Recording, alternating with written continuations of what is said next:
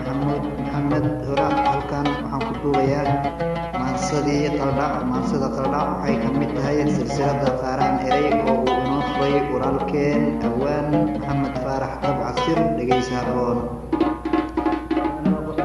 kuwa qeexay maansuuq kooda qaybsho qadkooda sheego salaam qaaliyoon qurux iyo dhambaale leh qaybsada dhamaantiin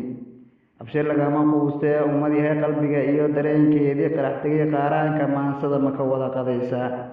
afartaa qarsaartii qaldhax maansadayadii sarbeeb lala qushuuciyo qise lagama waayey quraxdii kulayl badan xilligeed la qaymee maad weliba qoodheed xere qoorta gelisaa ma ku wada qancaysaan mushtarkii qarsoonaa waa kaa isqaado caadku qarini waayey qof arkaa ma qayb filan mase waa qaxayaa waa su-aal qofkeedii qadow laga sugaayey haqalqalina wiilow soo qaba ujeedada inkastoy quluubu can gabar qaymo badan tahay markay xidid qaniinto sododeed khilaaftaa loo qaadan waayo furiin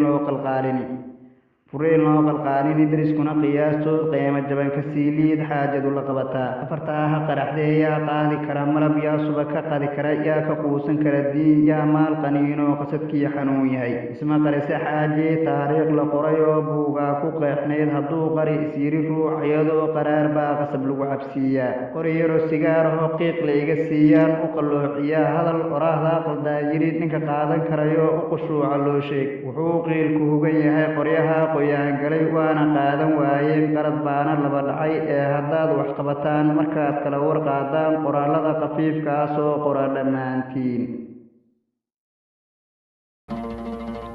suugaanteenna dihan iyo